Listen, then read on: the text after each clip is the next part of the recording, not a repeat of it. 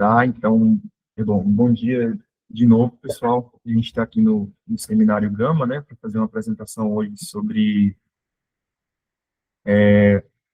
produção de mapas personalizados, né, de dados censitários.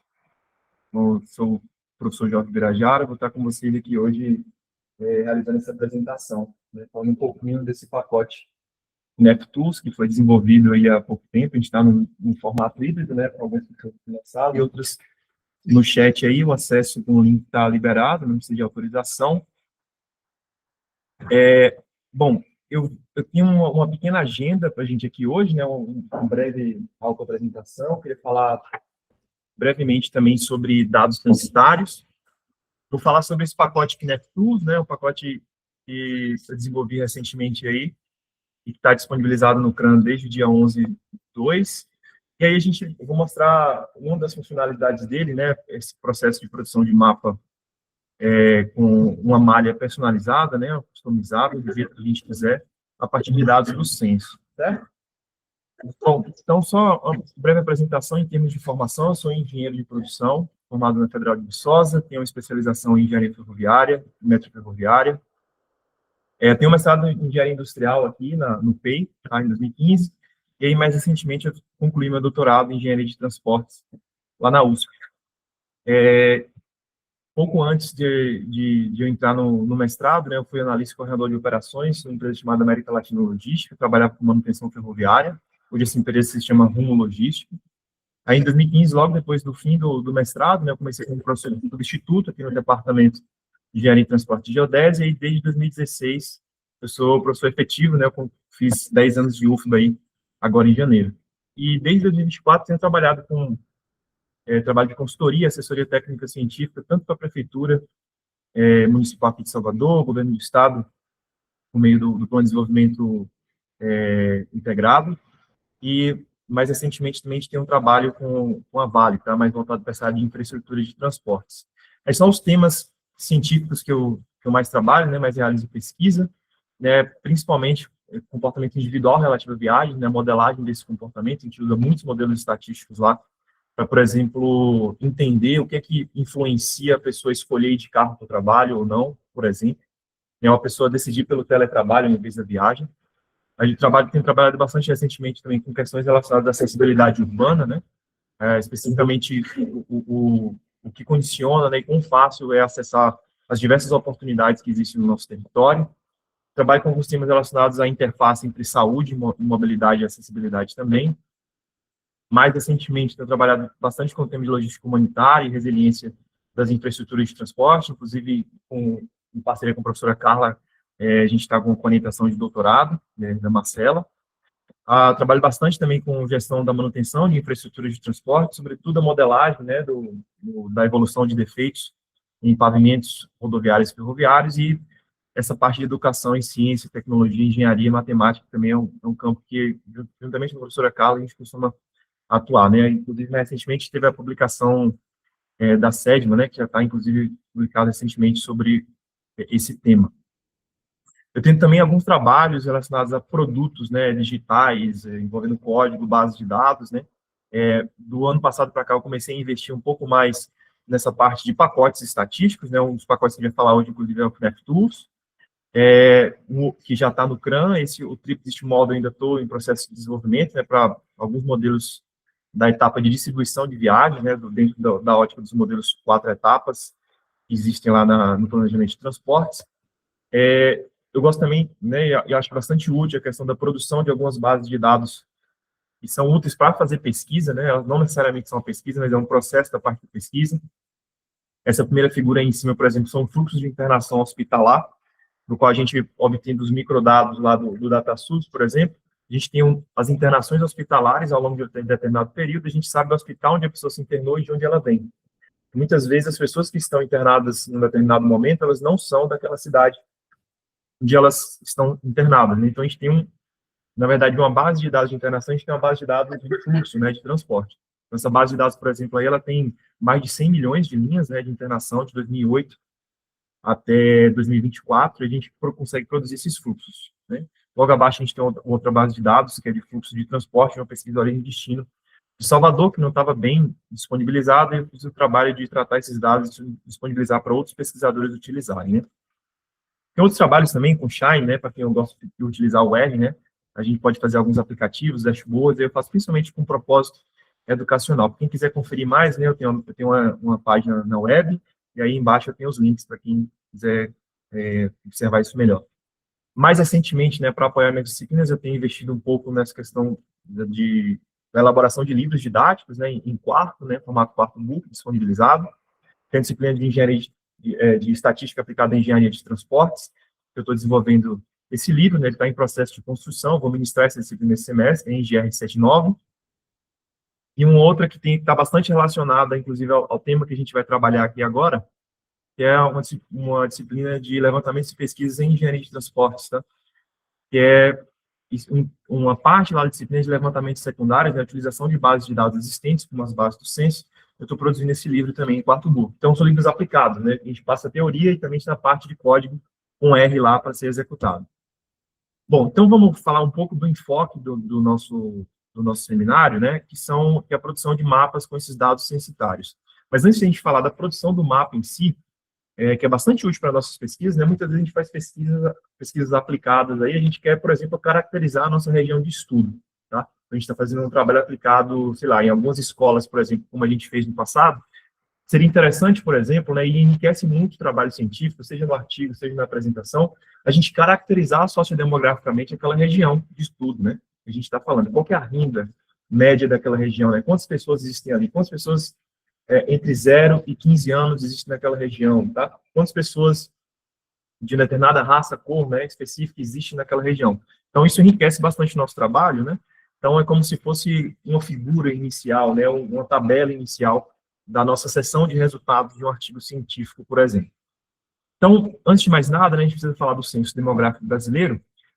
O Censo Demográfico Brasileiro, né, ele é o maior e mais complexo levantamento estatístico do Brasil, né?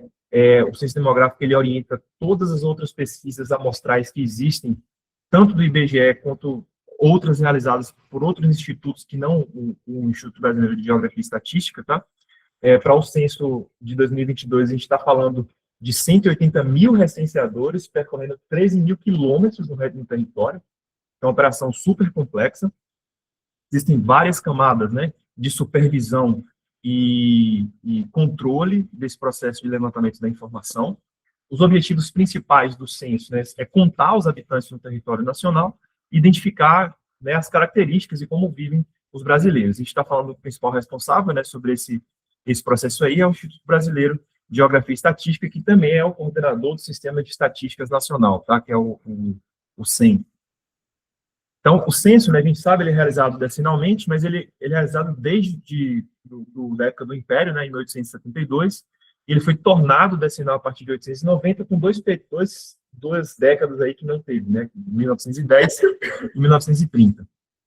Qual que é a relevância dele para a gente? Tá? Diferente de diversas outras pesquisas amostrais do IBGE, como a gente tem um volume muito grande, tá, de informação, a gente tem uma fonte de referência para a produção de dados e mapas no nível intraurbano. Então, a gente não tem só uma característica de renda média, de contagem de população para cidades, né, ou para regiões metropolitanas como um todo. A gente tem um processo também que a gente consegue ter recortes internos no território, e a gente sabe que isso é muito importante porque o nosso território é muito desigual. Então, entender internamente o nosso território é muito importante. Esse mapa aí que a gente está mostrando, por exemplo, é um mapa de renda per capita, né, renda média, de diversos setores censitários de Salvador para o ano de 2010, tá? Então, a gente tem aí cerca de 3.500 setores censitários no censo de 2010. Para o censo de 2022, esses setores eles foram ampliados, a gente está falando de 4.500 setores censitários. Então, veja, né? No Brasil como um todo, a gente está falando de mais de 400 mil setores censitários para o ano de 2022 que devem ser percorridos, né, que foram percorridos por esses mais de 180 mil recenseadores. O censo ele tem diversos produtos, mas o produto principal dele, ele se origina de dois questionários. A gente tem aquilo que a gente chama de questionário básico, ou questionário do universo, e a gente tem o questionário da amostra, tá? Que é um questionário mais extenso. O nome já diz tudo, né? Parte dos domicílios responde esse questionário. Então, o questionário básico, todos os domicílios respondem às questões que estão inclusas no questionário básico. A gente está falando de 2010 de 34 quesitos, para 2022 foram 26 quesitos, tá? Por quê? Porque todas as questões do 102 ou 103 que existem lá no questionário da amostra, né, elas incluem as questões do questionário básico. Como é que funciona esse processo de amostragem? Isso depende, antes de mais nada, do porte do município. Então, municípios muito pequenos, a fração amostral, né, a quantidade de domicílios amostrados, ela tende a ser maior. Então, domicílios de até 2.500 habitantes, isso para 2010, tá? A gente está falando de 50% dos domicílios, para municípios, né, de até 2.500 habitantes, 50% dos domicílios têm que ser amostrados. Aí, quando você vai para municípios maiores, né, mais de 500.000 de habitantes, uma fração amostral é de 5% somente. Tá? Tem ajustes dentro do território, né, de frações amostrais um pouco maiores do que essa, tá? Mas é só para a gente ter um panorama geral de como que isso aqui funciona. Então, dentro de uma área que a gente chama de área de ponderação, como é que funciona essa amostragem, né? A gente tem uma fração amostral, e aí tem um processo de amostragem aleatória que seleciona a quantidade de domicílios a responderem ao questionário da amostra dentro daquele local, tá? Mais ou menos assim que funciona. Detalhes a gente não vai ver necessariamente aqui nessa disciplina que eu falei, em GR80, né, que é de levantamento de pesquisas na engenharia de transportes, a gente vê essas coisas, esse processo amostral com mais detalhe. Quais que são os principais recortes geográficos do IBGE, aí no nível intraurbano, tá? É o setor censitário, a área de ponderação e a grade estatística, tá? Existem mais, certo? Mas esses são os principais, é o que a gente chama de recortes institucionais do IBGE. Para Salvador, por exemplo, né, para o ano de 2010, aí a gente está falando de setor censitário de 3.500 setores censitários, mais ou menos. Para a área de ponderação, a gente está falando de 62 áreas de ponderação, e a grade estatística, a gente está falando de 17.000 quadrículas, tá? O que é a grade estatística, né? Quando a gente está no setor, numa área que é urbana, a gente está falando de quadrículas de 200 por 200 metros. Em área rural, a gente está falando de quadrículas de 1 por 1 quilômetro. Então, todo o território brasileiro tem essas quadrículas e elas são fixas, independente do ano de divulgação do censo. O que nos permite, inclusive, fazer comparação de crescimento populacional, né? De um ano para o outro, tá?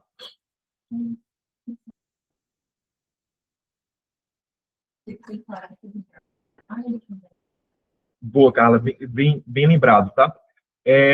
A gente vai detalhar um pouco mais nos próximos slides, mas o que é uma área de ponderação? Uma área de ponderação, ela é constituída por setores censitários contíguos e que resultam em no mínimo 400 domicílios. Isso de acordo com a metodologia do censo de 2010, tá? A gente vai ver o porquê disso aqui.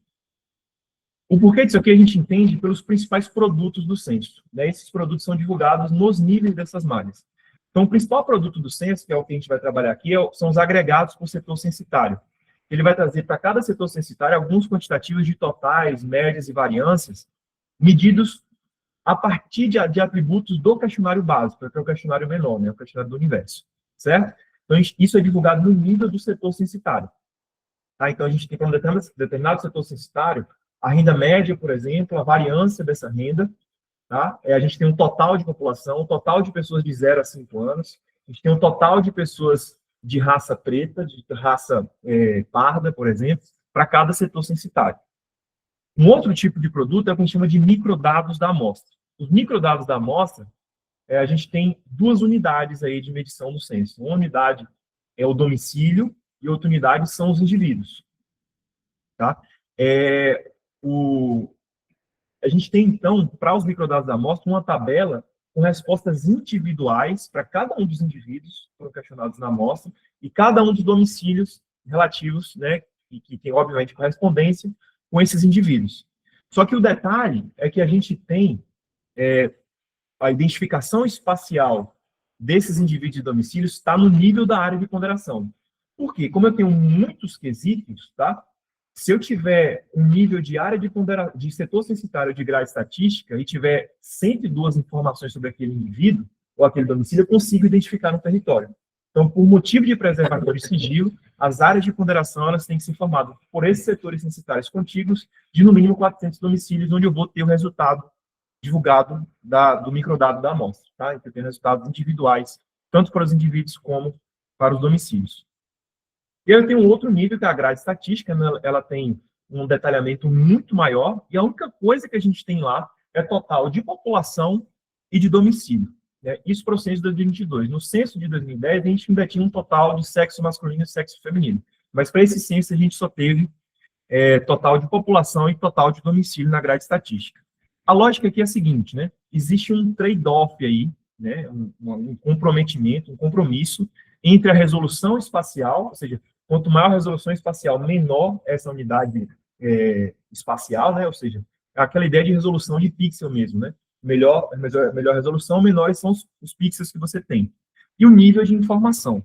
Então, a gente tem muito mais informação no microdado da amostra e muito menos na grade estatística, né? Então, a solução de compromisso é o seguinte, né? Quanto mais informação estatística, né, tabular, de atributo a gente tem sobre os indivíduos, né, sobre as regiões, menor tem que ser a resolução espacial dela. Então, existe essa solução de compromisso, tá? Entre essas duas questões aí, o propósito é a gente conseguir manter o sigilo dos domicílios e dos indivíduos no censo, porque é uma premissa do IBGE, tá?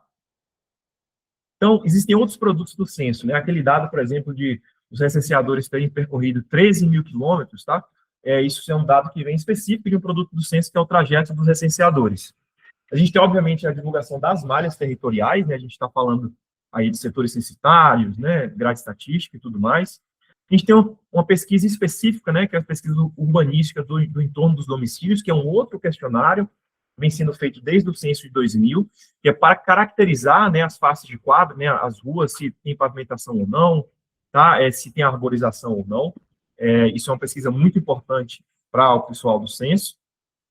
A gente tem um outro tipo de produto, que é aquele que a gente chama de Cadastro Nacional de Endereços para Fins Estatísticos, que é o CNEF, né? Eu coloquei em vermelho porque o nome do pacote que a gente está trazendo, inclusive, é CNEF Tools, tá? Então, a gente utiliza esses dados do CNEF, inclusive, para produzir algumas informações, inclusive esses mapas personalizados do censo. O que é o CNEF, tá? O CNEF é uma base de endereços que prevê todos os endereços do nosso território nacional, são registrados, quase que totalmente no nível da coordenada, porque os licenciadores, eles têm, né, um tablet lá que consegue fazer esse registro das coordenadas por onde eles passam. E essa tabela do CNEF, né, ela tem diversas colunas, mas uma das colunas mais importantes para a gente é a categoria do endereço, né? Esse endereço pode ser um domicílio particular, tá? Ou pode ser um domicílio coletivo, né? A gente está falando de hotéis, prisões, tá? Creches, asilos, dentre outros. Pode ser um estabelecimento agropecuário, de ensino, saúde, de outras finalidades, né? Pode ser alguma edificação que está em construção ou reforma, pode ser um estabelecimento religioso.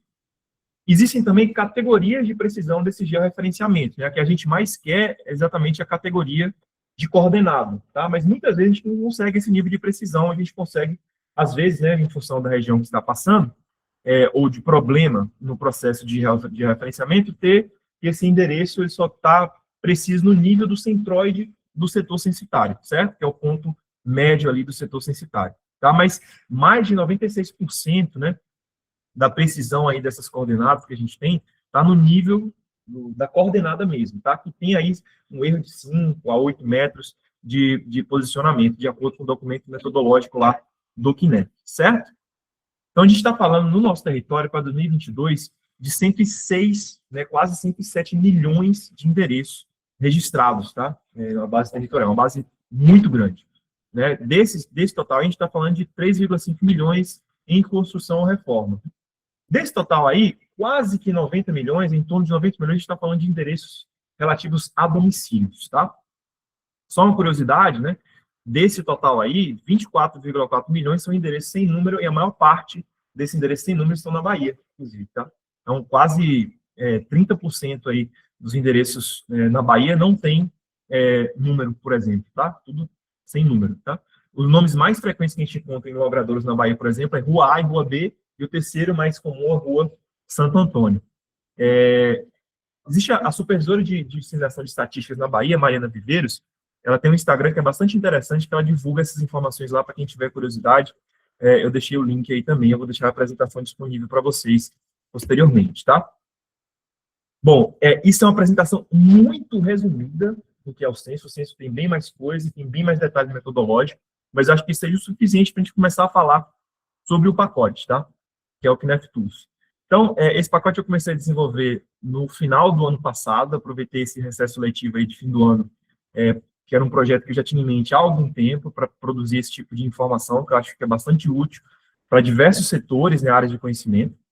Ele está no CRAN desde o dia 11/2, então a gente está falando de menos de 2 semanas, né? E para minha grata surpresa, ele tem cerca de 230 downloads, tá? Já aí nessas 2 semanas. Não é muita coisa, né, mas me surpreendeu positivamente, né, para uma primeira iniciativa de desenvolvimento de pacote, a gente ter esse nível de download, né, de acesso a esse tipo de solução tecnológica.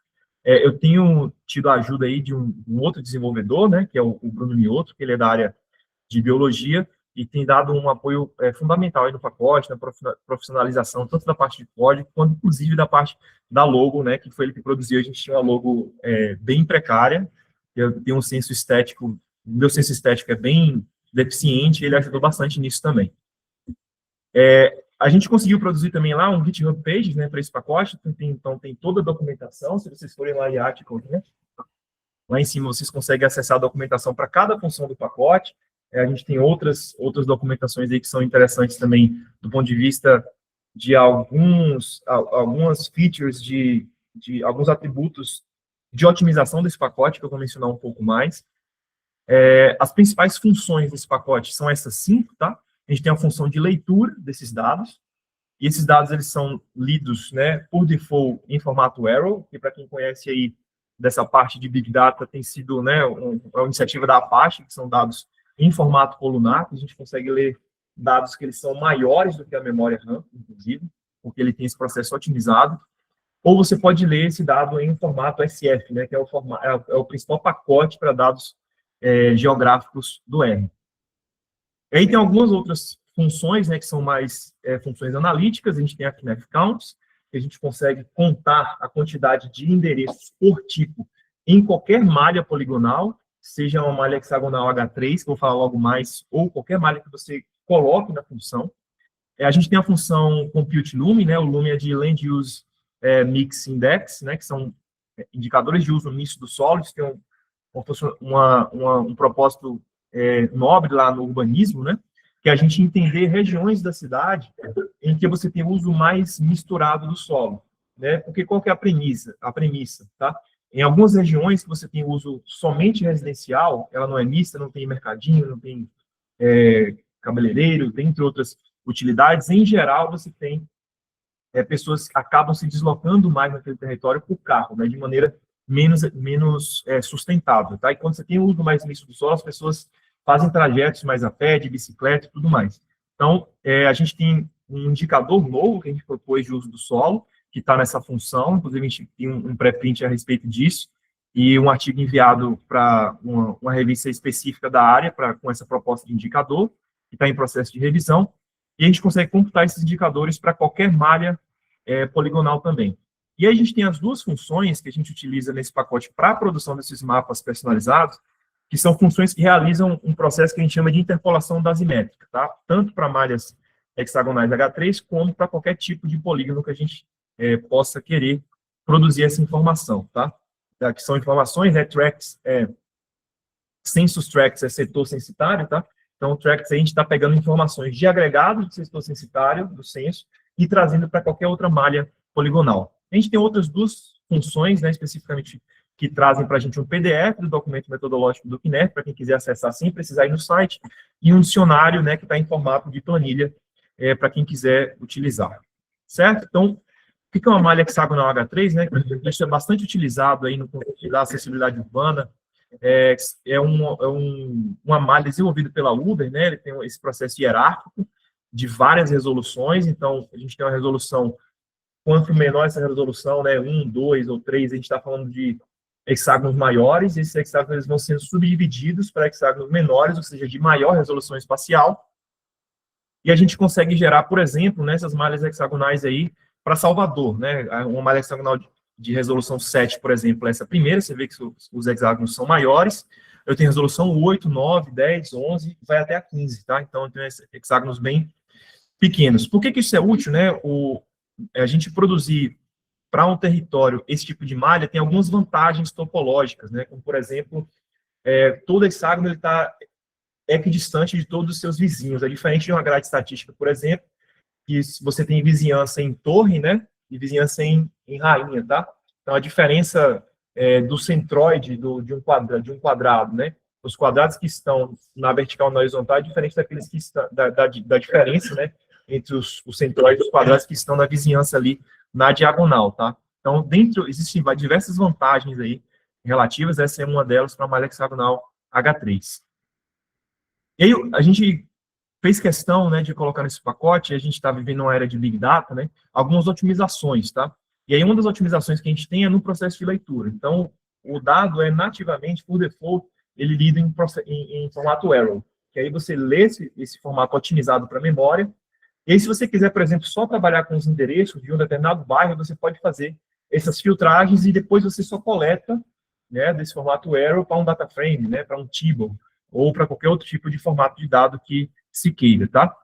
A gente tem, como essa função readKNF, né, ela puxa do site do FTP, do IBGE, essas informações, e esses dados são grandes, né, volumosos. Para Salvador, a gente está falando de um arquivo zip que tem 1,4 milhões de coordenadas.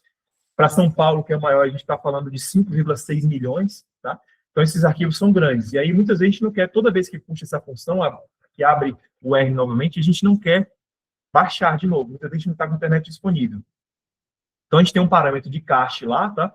Em que você salva esse arquivo no seu computador e toda vez que você for ler específico daquela cidade, você não precisa baixar novamente. E aí, o que é mais bacana do pacote, né, além dessa questão da funcionalidade de leitura, é um processo otimizado para as funções analíticas do pacote, utilizando o DuckDB, né, que também tem sido bastante utilizado por quem está trabalhando com Big Data, e tanto bastante utilizado pela galera aí de ciência de dados, né, para fazer tabulação de dados, né, sumarizações, filtragem, seleção. Ele é muito mais otimizado do que utilizar as ferramentas convencionais, tá? Porque, por causa de paralelização, usar arquivos em formato colunar, tá? Que é o padrão ouro hoje para se trabalhar com banco de dados, ou com análise de dados muito grandes.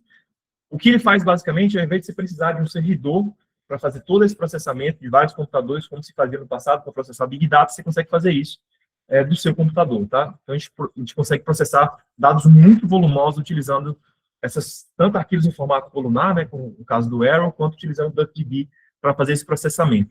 E aí, especificamente para o nosso caso, tem algumas 3 extensões lá para trabalhar com dados espaciais, principalmente a extensão Spatial, que permite a gente fazer esses joins espaciais e tem um ganho de eficiência muito grande, né? Aqui só um detalhe, tá, desses ganhos de eficiência. Quanto maior o tamanho da cidade, ou seja, maior a quantidade de coordenadas, maior é esse ganho de eficiência. Então, para a Vitória da Conquista, a gente faz uma comparação ali de utilizar o KNF Count, né, aquela função de contagem nos polígonos. Fazer essa contagem para hexágono de resolução 8. Para a Vitória da Conquista, a gente tem um ganho de 50% aí, mais ou menos. A gente, na verdade, a gente reduz em quase a metade o tempo de processamento. Se você vai para Curitiba, você reduz em 4 vezes. Você vai para São Paulo, que são 5,6 milhões de coordenadas, a gente está falando de um processamento de contagem, né, daquela malha hexagonal de resolução 8, de 482 segundos, descer isso para 36 segundos. Então, é um ganho muito expressivo. Um outro detalhe que a gente percebe é quanto maior são, né, ou seja, menor a resolução espacial, maior essa malha, as unidades espaciais dessa malha, maior é a vantagem também, tá? Isso porque a gente tem uma redução do overhead aí, né, que é o custo de estar sempre transferindo esses dados, né, para o DuckDB para fazer esse processamento, tá? Eu vejo que na resolução 7, né, que são hexágonos maiores, a gente tem ganhos muito maiores do que, por exemplo, para o caso de resolução 11, que são hexágonos bem pequenos, certo?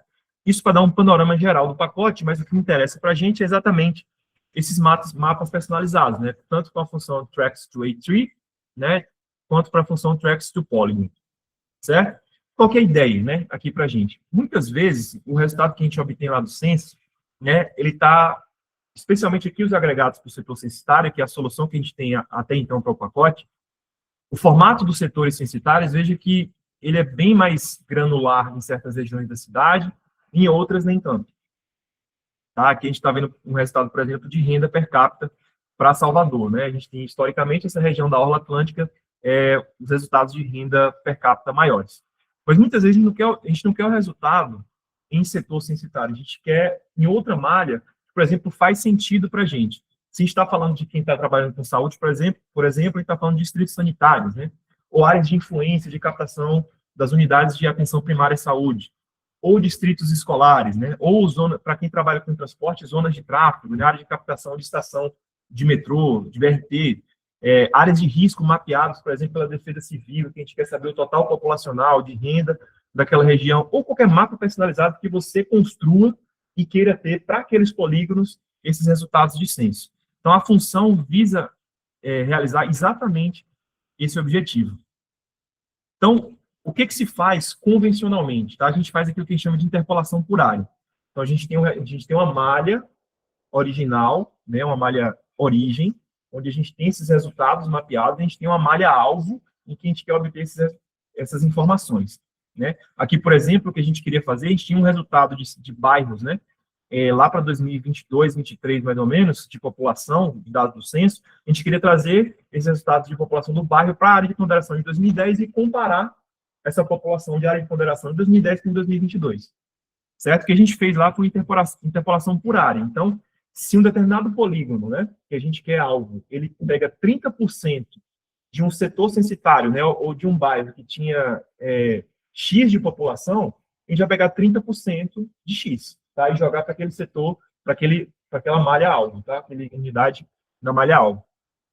Ela vai pegar essas intersecções, né, com todas as outras unidades, feições da malha de origem e fazer o cômputo total.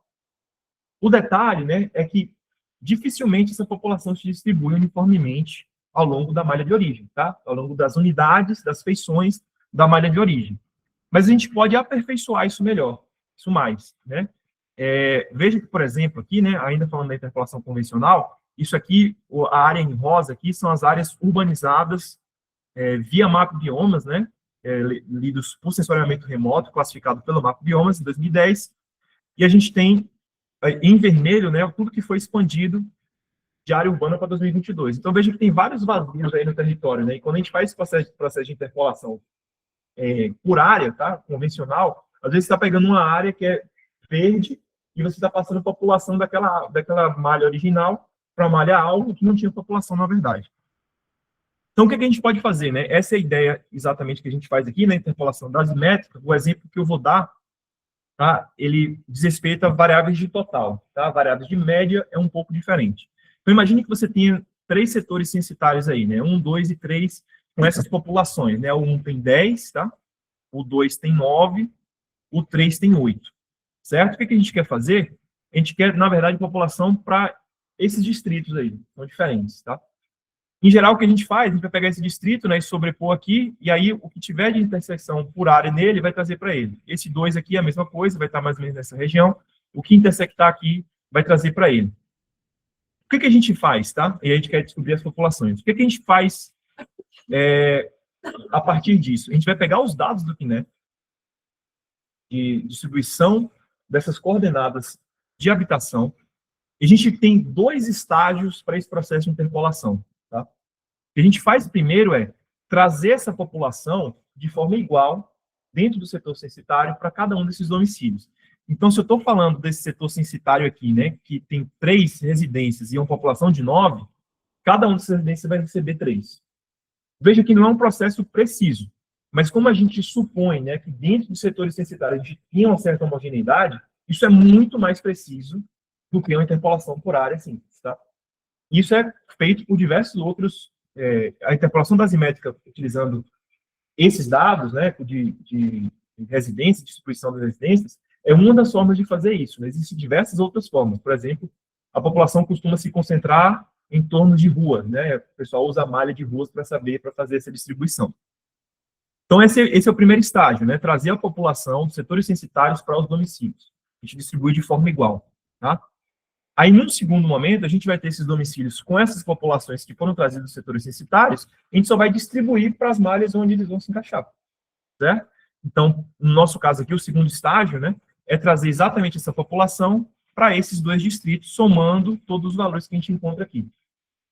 Para as variáveis de média, como a renda média do responsável, que é o que a gente está trazendo até o momento, o que a gente faz é trazer esse valor de média que está do setor censitário igualmente para cada uma das residências lá dentro. E depois distribui como uma média desses valores para o resultado, né, no segundo estágio. Tá? É basicamente essa diferença de total para a média que a gente faz. Então, a gente consegue obter informação, né, para cada um dos distritos da população, mas pode ser total de pessoas, né, por idade, por raça, por sexo, certo? Até o momento, essas são variáveis que a gente tem disponíveis lá no pacote. Obviamente, a gente vai, são muitas variáveis agregadas para o setor censitário, né, agregadas de maneiras bastante distintas. A gente vai trazer mais, futuramente isso vai estar disponível no CRAN. Até lá, a gente vai fazer atualizações no pacote, na versão de desenvolvimento. Para quem quiser baixar a versão de desenvolvimento, a gente tem, inclusive, as instruções lá no site. Tá? A gente está trazendo essas atualizações periodicamente lá, inclusive no meu website, e vou fazer publicações a respeito disso. Certo? Então, por exemplo, a gente tem população, domicílios particulares permanentes, tá? População de domicílios coletivos, certo? A gente tem sexo masculino e feminino, idade para cada uma dessas categorizações, né? Raça, a gente tem branca, preta, parda, amarela, indígena, né? A quantidade de responsáveis pelo lar de cada um daqueles setores, tá? E a renda nominal, né? Média dos responsáveis, tá? Pelo lar. Essas são as variáveis que a gente tem até o momento, a gente vai acrescentar mais futuramente. Então, eu acho que era isso. Eu vou mostrar aqui agora, brevemente, como a gente faz isso com o pacote. Vocês vão ver que é muito simples, são algumas poucas funções que a gente utiliza, tá? Antes de mais nada, eu queria perguntar se tem alguma dúvida, se alguém queria fazer algum comentário, antes da gente prosseguir. Pronto, pode começar. Comentários também, cara. Pronto. Eu queria falar que é ótimo. Sabe que no Simão, a gente sempre vai ter questionamento. Super fácil. Pode só gastar. Vamos lá. Cara, então, primeiro, fantástico. Eu já tentei trabalhar com dados do IBGE e só a escalação de algumas informações já é um trabalho cansativo. Assim. Eu entendi mais ou menos o objetivo do pacote, mas eu tenho um problema para resolver. Eu estava com a expectativa de que talvez essa ferramenta fosse me ajudar, e aí eu queria entender um pouco melhor. Teve um determinado momento que você falou para que a gente poderia. A função daqueles. Eu não sei se eu entendi bem, eu vou pedir erradamente. Você apresentou para aquele código que usa mais ou menos a mesma lógica que a Uber utiliza, né? Do sistema lá de separação das áreas. Nesse caso, a gente conseguiu, de alguma maneira, customizar os setores que a gente gostaria de utilizar, ou vocês já têm pré-definido, por exemplo, as áreas hospitalares, essa subdivisão que você coloca no exemplo sobre isso? Você pode, assim, existe o processo de produção de malhas poligonais, que é você entrar, por exemplo, no próprio R, dá para fazer isso também. Você pode entrar no QGIS, ou ArcGIS, são os principais focos, SIGs, né, Sistema de Informação Geográfica, e você lá mesmo desenhar a sua malha de polígonos. Não tem problema. Precisa ter, obviamente, um entendimento, né, de datum, etc., de sistema de referência geográfica e tudo mais, para trabalhar com isso, né? É um dos pré-requisitos. Mas é possível. Mas é possível também pegar esses outros que já existem. O detalhe é qualquer malha do polígono. Se você criou, ou se já existe em algum lugar, você pode utilizar no pacote. Então, ele consegue integrar, digamos assim. Qualquer. Exato. Tá. Eu tenho outras dúvidas, mas eu acho que isso é mais particular, então vou deixar para talvez no outro momento. Beleza. A gente talvez tenha na hora de utilizar aqui o pacote também, fazer as funções, talvez surja e explique, talvez. Mas vamos lá. Essa visualização seria todo treino. Tem. Eu gosto do QGIS para configurar mapa, porque é um software voltado para isso. Mas o R hoje está com muita funcionalidade boa para trabalhar com geoprocessamento, inclusive visualização de mapa, inclusive de forma interativa. Tá? Eu vou mostrar aqui, inclusive, como a gente vai fazer isso. Certo? Já tem mapa do background, bem legal, disponibilizado, carta de via, OpenStreetMap e tudo mais. E alguém falou aqui, José Duque, né? Pode falar, José. Oi, Jorge. Bom dia, tudo bem? Bom dia, tudo jóia? Maravilha. Olha, você colocou uma pulga aqui na minha orelha, cara. Que bom. Eu estou trabalhando em um projeto com o pessoal aí da Bahia, lá no extremo sul da Bahia. No extremo sul, não, é na região sul da Bahia, Itabuna. Uhum. E aí, eu estou num projeto com a equipe de saúde. O que é que está acontecendo lá? São assistentes sociais, né? E nós temos um problemão lá, cara, que eu acho que você poderia, aí, esse pacote pode me dar um help. Uhum. A gente divide lá as regiões de atendimento, né? Então, a gente divide por distrito. E aí, a equipe, ela é dimensionada para o distrito de acordo com... Hoje, a gente adota o parâmetro de densidade populacional. Então, assim, o que é que acontece? Eu tenho um assistente social que ele, no final do dia, reclama para mim que a minha parte é de ergonomia e segurança, né? Eu faço essa avaliação da condição física desse trabalhador, né? Aí, o que é que eles reclamam no final do dia? Sempre reclamações quando a gente faz os questionários e os levantamentos dos dados. Ele fala assim, olha, eu ando muito para atender poucas residências. E aí aponta, e os colegas atendem poucas residências em uma região menor, né? Só que a densidade populacional é maior. Uhum. Então, assim, uma das soluções que eu estou percebendo aqui, que eu vi que você fez você resolveu esse problema agora, esse último problema que você resolveu, relacionar a população distrito e interpolou, né? Como é que a gente tem feito isso aí em Salvador? Não sei se você tem algum acesso. Né? Porque a CESA, lá no município de Itabuna, eles fazem essa distribuição distrital pela densidade demográfica. Mas veja só, às vezes a região que é com menos densidade, ela tem o assistente social ele tem que percorrer maiores distâncias para fazer esse atendimento. E aí eu tenho que despender de recurso, de transporte, de carro, né? Então é toda uma logística para esse atendimento. Então assim, assistindo a sua apresentação, na próxima reunião eu já vou sugerir que a gente reveja essa distribuição a partir de outras variáveis, né? Então não sei se... Não, eu acho que é exatamente o tipo de aplicação que eu pensei no momento de desenvolver as funções desse pacote, tá? Sobretudo, se você estiver querendo uma outra resolução espacial ou testar outras resoluções espaciais que não as que são disponibilizadas no censo, né? Ou de maneira mais atualizada possível. Óbvio, né? Assim, tem coisas que, por exemplo, a grade estatística, por exemplo, já pode te ajudar muito, né? Porque você tem um nível de resolução muito grande ali, pelo menos de total populacional, é a única informação que você tem, para poder te ajudar com essa informação, tá? Mas quando você quer mais informações, por exemplo, para a saúde, por exemplo, pode ser interessante saber qual que é a população idosa daquela região, né? Ou, do ponto de vista pediátrico, qual é a quantidade de crianças que tem naquela região que você está atendendo, tá? Então, isso são variáveis que você tem no censo que você consegue produzir.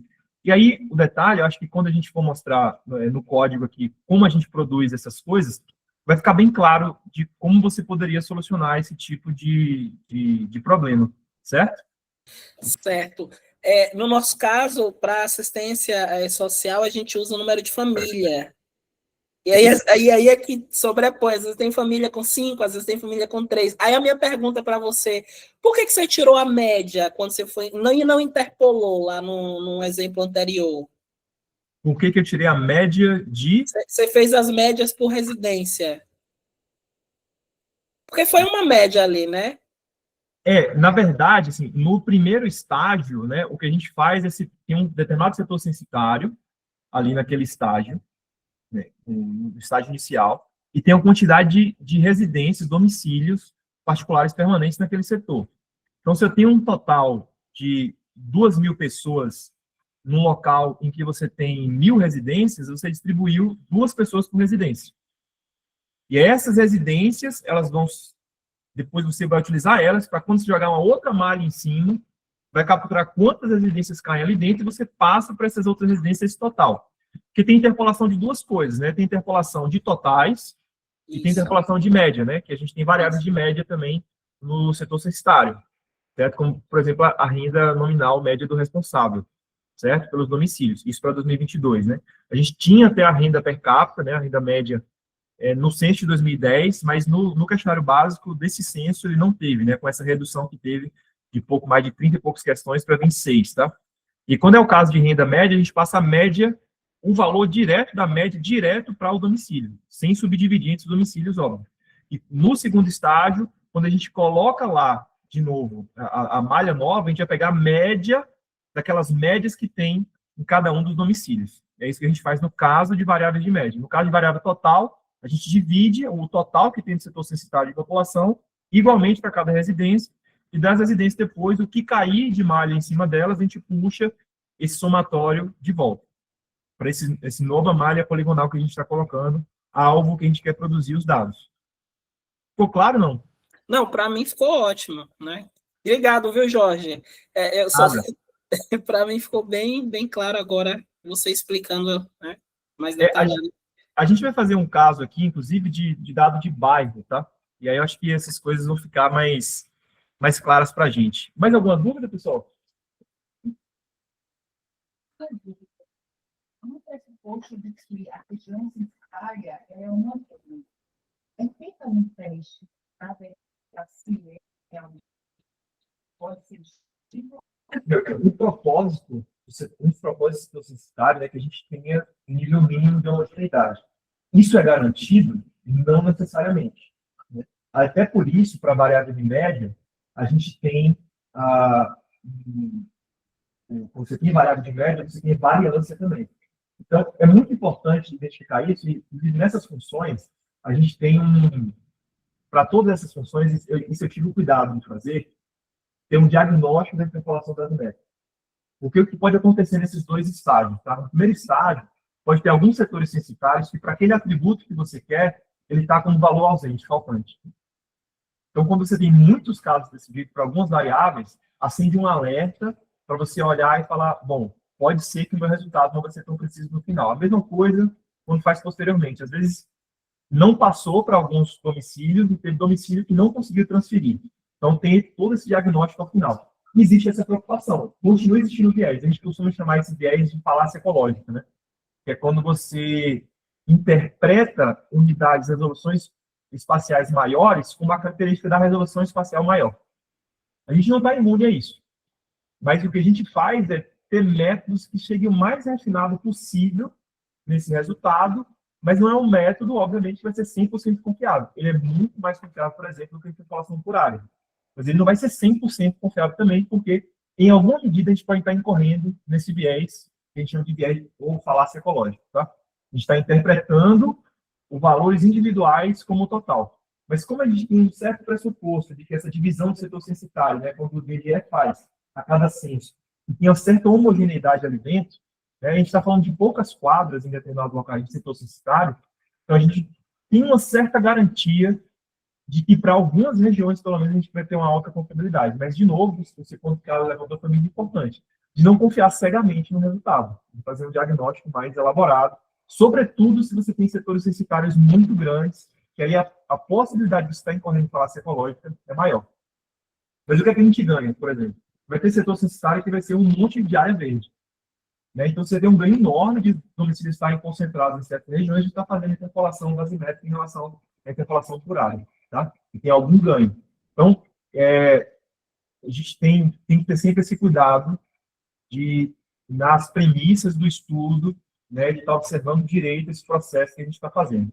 O ideal é produzir um mapa da região que você está fazendo, de como as residências estão distribuídas, como o setor censitário daquela região está distribuído, você olhar direitinho antes e falar, bom, parece que aqui a gente não vai ter algum problema mais grave, tá? Se for a variável de média, olhar a variância daquele atributo dentro do setor censitário, né, se é muito alto ou se é muito baixo, para a gente ver se não vai estar incorrendo um erro muito grande nesse processo. Porque, assim, se a variância for alta ou baixa, né, isso pode ser um problema ou não, se essa variância, né, ela é espacialmente homogênea ou não no território, tá? E se a variância for espacialmente homogênea dentro do setor censitário, talvez não seja um problema, certo? Mas tem todos esses cuidados que a gente precisa ter também. É um avanço em relação ao que a gente tem mas, obviamente, tem suas limitações também, tá? Beleza? Tá. Ótimo. Alguém tinha mais alguma coisa? Acho que você queria falar, não? Não? Vamos lá. Bom, gente, eu vou abrir um novo arquivo R aqui. Chama aqui WS Study Workshop. A primeira coisa é a gente chamar as bibliotecas, né? Acho que para quem está... Acho que todo mundo está familiarizado em R, não? Porque a gente sempre tem um grupo do Alex aqui, né? Eu não sei como é que está hoje, o pessoal está indo mais para Python e tudo mais. Mas, Todo mundo sabe que os mais novos, aqui, podem direto para a Clara. A Simão, trabalha. mas a gente explicando, acho que não tem problema não, porque quem sabe Python, em geral, para ter fluência em R e vice-versa, não tem tanta dificuldade, tá? Estava falando aí sobre essa dúvida. Pode falar. Você mencionou a questão da falácia ecológica. E eu acho que eu tenho esse problema de não testado, né? E aí, talvez fique até com sugestão para um pacote ou para uma ciclo de trabalho. E queria saber sua opinião também sobre esse andamento do tempo. Eu tenho dados muito amplos que eu estou trabalhando, são dados de município. Não tem informação de qualquer de setor censitário, de bairro, de qualquer tipo de especificação sobre esses dados. Eu tenho basicamente informações dependentes de produto em determinado município. E aí eu preciso, de alguma maneira, representar o comportamento desse município como um todo. Mas é óbvio que se eu for tratar, por exemplo, se eu for tratar com uma média, com um valor absoluto, com uma média, com qualquer métrica estatística que queira selecionar, eu vou estar enviesando o meu trabalho de uma forma muito forte, porque a gente sabe que especialmente no mercado do trabalho de capitais, a diversidade de comportamentos é muito grande, dependendo do bairro da região. E aí, assim, a solução que eu estou encontrando no momento é definir cenários e, além disso, calcular os limites de variação que essas variáveis podem ter dentro daqueles contextos ali específicos. Então, entender a realidade daquele local e tentar, de alguma maneira, quantificar qual é o range de variação daquilo. Aí eu estou trabalhando com análise de incerteza e com Monte Carlo nesse momento para tentar atacar essa lacuna com outros metadados daquela região para poder, de fato, quantificar essa incerteza. Eu queria saber se você acha que esse é um caminho faz sentido. Talvez eu tenha que trazer uma sugestão para que o próprio software possa incorporar esses dados geolocalizados, mas com um nível de certeza. Por exemplo, já que você, de alguma maneira, estima algumas informações, você quantificar o quão aquilo pode estar variando dentro de um determinado range ali, que isso também dá mais confiança, né, para a informação. Eu acho que dá sim. É algo que me passou à mente algumas vezes, sobretudo para as variáveis que a gente tem um certo nível, tem um resultado voltado para a variância, isso é possível.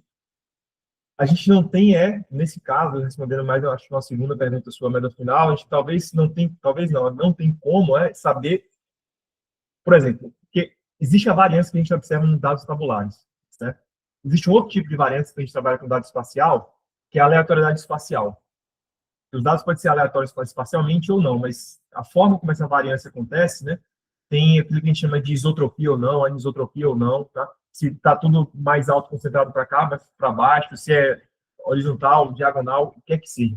Aí é mais difícil de conseguir trazer essa precisão para a métrica para incorporar. Mas é uma discussão mais profunda de se fazer. Para o seu caso, eu não consigo opinar com a quantidade de informação ainda, mas eu estou entendendo e talvez a gente possa conversar depois para ver qual que é a situação. Porque eu imagino que você tem um dado específico lá que é para o nível do município só, né? Você não tem como estratificar dentro do território. E aí essa limitação, né? Eu sei que, por exemplo, em avaliação de impacto, a gente tem chamam de Minsky Bounds e Lee Bounds, por exemplo, que ele faz um processo parecido com o seu, que é de estabelecer o valor mais pessimista, mais otimista de um resultado, né, de avaliação de impacto.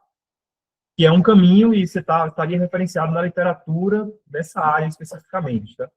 Mas teria que ver com cuidado os detalhes das informações que eu tenho, dos dados, para dar uma opinião embasada. Beleza? Eu vou querer bater esse papo. Bora, vamos sim. Beleza, gente? Bom, assim como lá no Python, né, vocês dão um import, alguma coisa para chamar biblioteca, né? Aqui no R a gente chama com o library, né?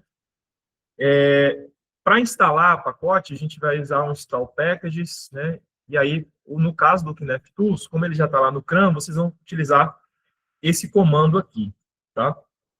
Eu vou deixar esse script disponibilizado para vocês. Eu acho interessante, não vai ter muito script para a gente executar, mas eu acho interessante só vocês olharem aqui, depois executarem, né, reproduzirem, para não perder um pouco o fio da meada, certo? Mas como eu já tenho instalado, eu só vou chamar os pacotes, tá? Eu vou chamar o Kinect Tools, obviamente, e eu vou chamar outros pacotes que são úteis para a gente, né? Eu tenho um dplyr, tá?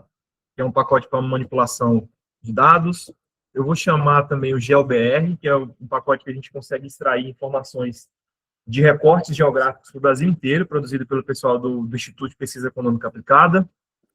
E eu vou produzir os nossos mapas com o MapView, tá? Então, que é uma biblioteca específica para mapas interativos. Eu vou chamar isso aqui,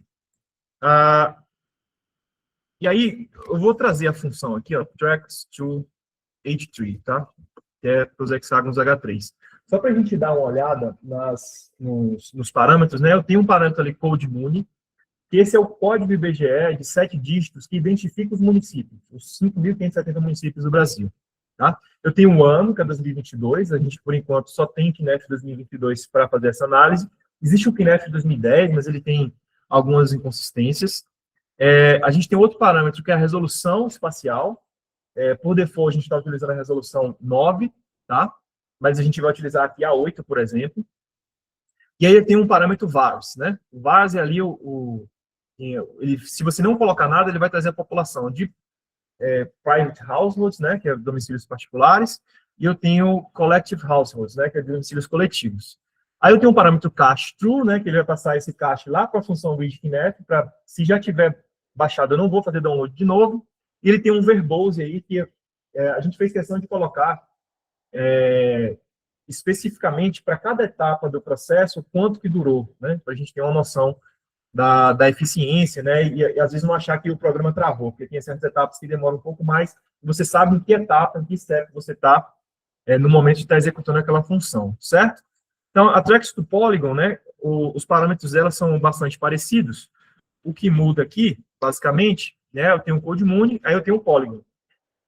Veja que agora eu tenho uma entrada para você colocar um objeto, aqui é um objeto de formato SF, que é um dos padrões para R de arquivo geoespacial. Tem um ano e o resto é quase tudo igual. A diferença também, eu tenho um CRS ali, né, que é o sistema de referência de coordenadas, que ele pode vir, seja com o output, o sistema de referência de coordenada qualquer que você queira, ou o de entrada, né, do arquivo original, certo? É basicamente essa a diferença. Antes de mais nada, eu vou trabalhar com Feira de Santana, tá? E aí eu não sei quem aqui é de Feira de Santana, mas só para a gente dar uma olhada, eu quero primeiro trazer o código IBGE de Feira de Santana. Como é que a gente consulta isso? A gente pode ir no Google e coloca lá, código IBGE Feira de Santana, ele vai gerar para você, né? Mas no GeoBR, eu tenho uma função chamada lookupMuni, né? Que o primeiro parâmetro dela é o nome do município, e eu vou escrever aqui, ó, Feira de Santana, tá? Se eu executar só isso aqui, né, o lookupMuni, ele na verdade vai dar uma tabela com todos os municípios do Brasil, o código IBGE dele e algumas outras informações. Mas eu não quero tudo isso, eu só quero a coluna CodeMuni, tá? Eu vou chamar isso aqui de Feira de Santana IBGE. E quando eu faço isso, ele vai procurar lá Feira de Santana, né? Ele vai usar a base de 2010, mas não tem problema, porque não mudou desde lá. E aí o FDS, né, IBGE aqui, ele é um código, né, 29.10.800, esse é o código de feira, certo? Feira de Santana. Então,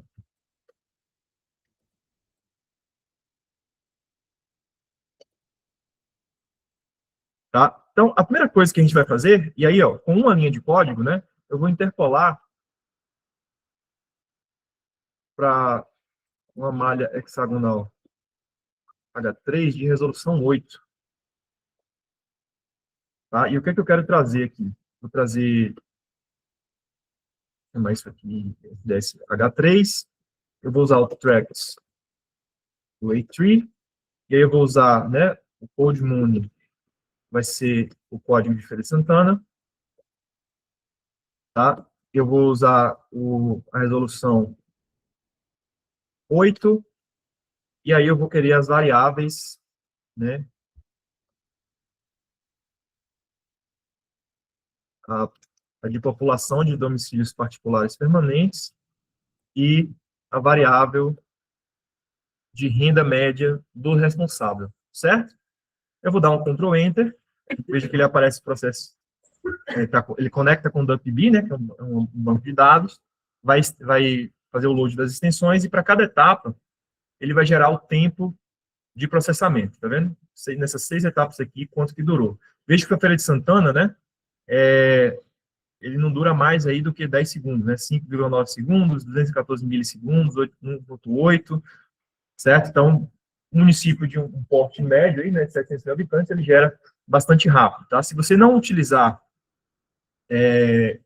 aqui nessa função você não pode escolher, né, o back-end ser com o R puro ou o DuckDB. Em outras funções você consegue. Aqui, por padrão, você só pode fazer com o DuckDB. Veja que tem um diagnóstico da interpolação dasimétrica, tanto do primeiro estágio quanto do segundo, certo? Que vai falar o total de população que não foi alocada, por algum motivo, é 0, não teve problema. Veja que em 99%, né, dos pontos conseguiram ter a alocação da variável de média do responsável, ou seja, tem algum setor censitário lá que não tem a informação de renda média e não conseguir passar para aquele setor, para aquele domicílio que cai ali dentro, tá? Então, muito importante utilizar isso aqui, porque não dá para utilizar a função cegamente e achar que está tudo ok, certo? Então, é importante, muito importante, vocês observarem isso. E agora, eu vou produzir um map view, né, um mapa interativo desse objeto aqui, ó. Eu vou trazer, a gente precisa passar qual que é a coluna que a gente quer visualizar, eu vou colocar aqui, que é a população, e o nome da camada, né, população, domicílios particulares, tá? Então, isso aqui, ele já vai gerar um mapa interativo para a gente, que vai vir nessa aba Viewer aqui, ó.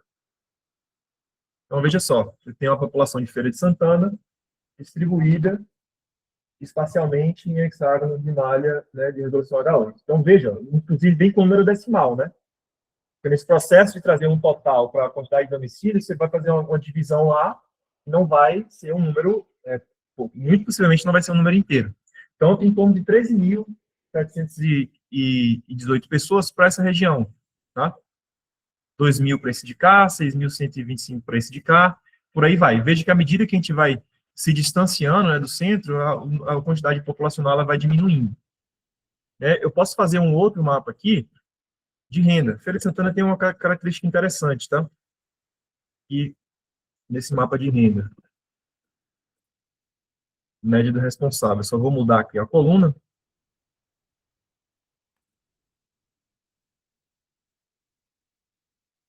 Engraçado, né? Tem uma região no entorno aqui de alguma rodovia, não sei, né? Dessa via, eu não conheço muito Feira de Santana, apesar de minha mãe ter nascido lá, tá? Mas ao longo desse prolongamento aqui, você tem a população mais rica da cidade, né? Eu não sei para quem conhece Feira de Santana aqui,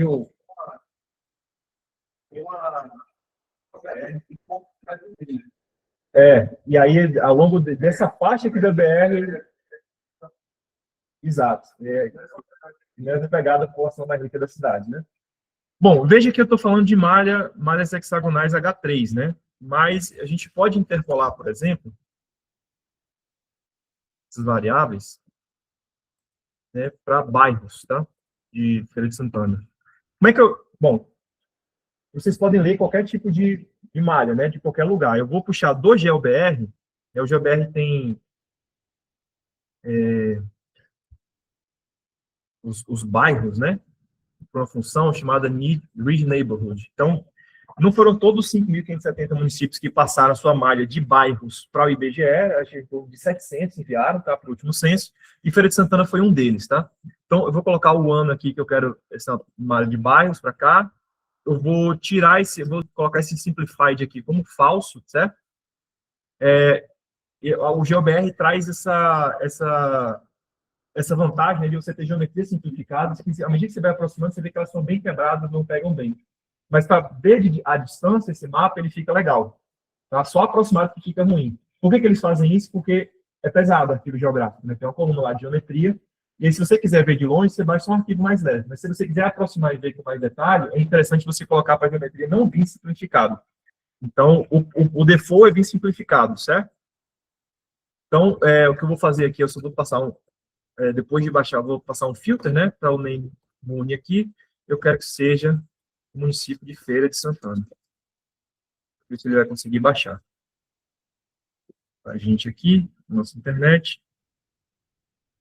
Enquanto isso, eu já vou preparar, né? Vou chamar isso aqui de Feira de Santana bairros interpolado. Aí eu vou usar a função tracks to polygon. Nessa tracks to polygon, de novo, vou passar o code Muni aqui, vai ser o código IBGE de Feira de Santana, tá? Aqui o polygon, né, não vai ser a resolução H3 que eu vou passar, é esse FDS PR, R, certo? Pronto, terminou o download, e as variáveis eu quero as mesmas, tá? Quero as mesmas variáveis aqui. Então, ele vai executar. Veja que nesse caso, muito possivelmente vai ser bem mais rápido, né, que eu tenho polígonos que eles são maiores. Ele tem um resultado aqui do processo de interpolação, né, o diagnóstico, para vocês observarem. E é isso. E aí, ó, antes de mais nada, deixa eu só plotar esse mapa aqui de Feira de Santana, de bairros, né? Eu acho o mapa de bairro de Feira de Santana bem bonitinho, que ele pega o contorno certinho do Rodonel, né? Que tem lá. Então, esse aqui é o mapa de bairro de Feira de Santana, certo? E aí eu vou, obviamente, que a gente quer um mapa disso aqui, né? Então, só vou copiar, pessoal, para não ter retrabalho. E ao invés do H3 aqui, vou pegar o interpolados para bairro.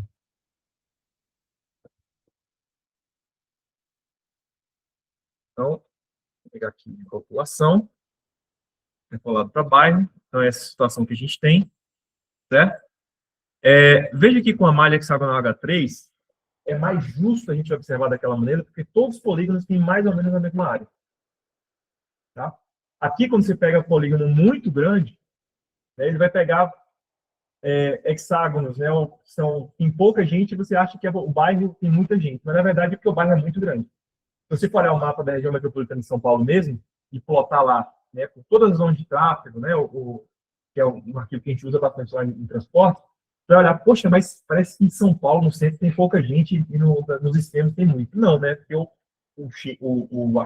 a malha, né, os polígonos, eles são grandes e pega mais gente, tá?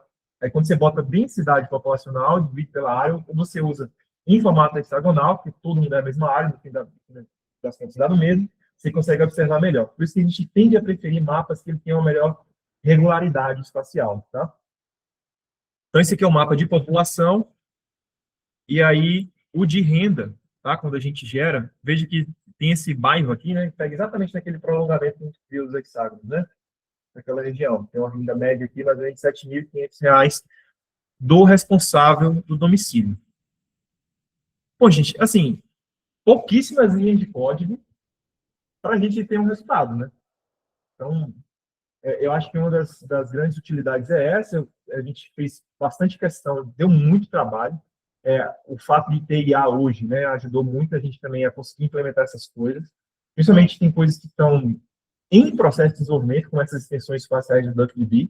Então, tem coisas que ainda não é muito nem consolidada, a gente já está trazendo para o pacote, possivelmente mais adiante vai ter novas coisas, a gente vai estar aperfeiçoando também, mas tem, né, você conseguir trazer um processamento de mais de 400 segundos para coisas de 30 segundos é uma vantagem muito grande para o nosso dia a dia, que a gente está executando, ficar testando as coisas, né? Então, eu acho que talvez o sucesso, né, esse sucesso inicial do pacote tenha sido isso. Eu vejo muita gente da saúde querendo utilizar, o pessoal que trabalha na CETIC, por exemplo, tecnologia de informação e comunicação, no setor lá, também querendo utilizar. Tem muita gente que está interessada nisso, né? Eu acho que, sabendo usar com cuidado, né, com cautela, nem tudo é 100% definido, a gente consegue ter algumas coisas interessantes para produzir nos nossos estudos, né?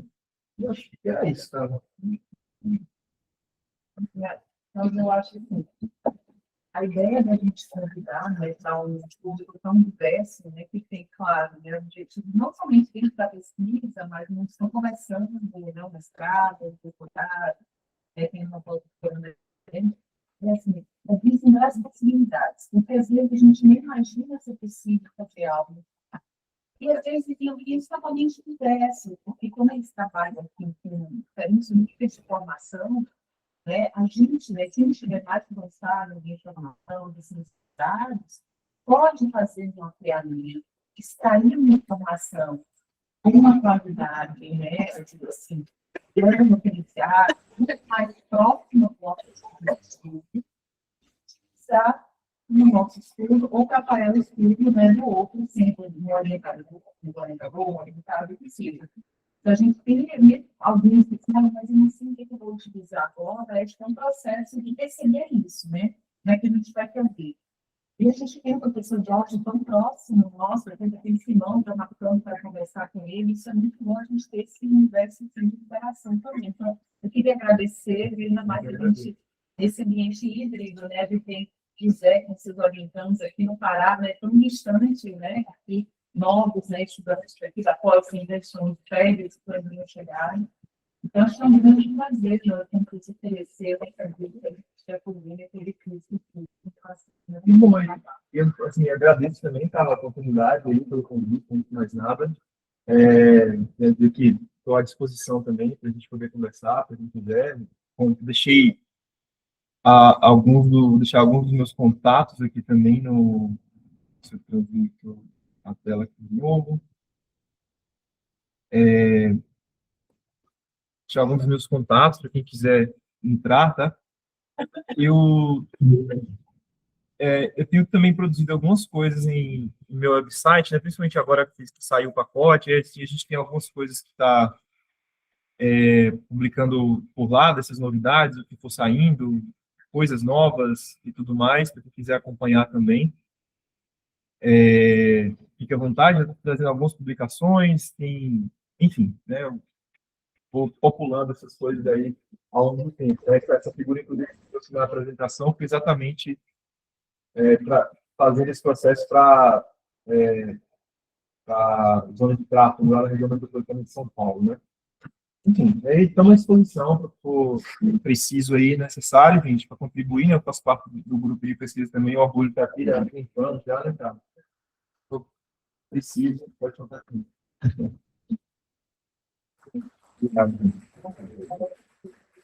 Agora a gente passa para uma conversa formal também, para o nosso café. Então, ainda tem um pouquinho? Tem, claro, estou à disposição. Eu só vou parar a gravação aqui, gente, mas eu vou deixar ligado aqui, tá? O computador com o pessoal assistindo de lá. A gente vai tirar uma foto, tá?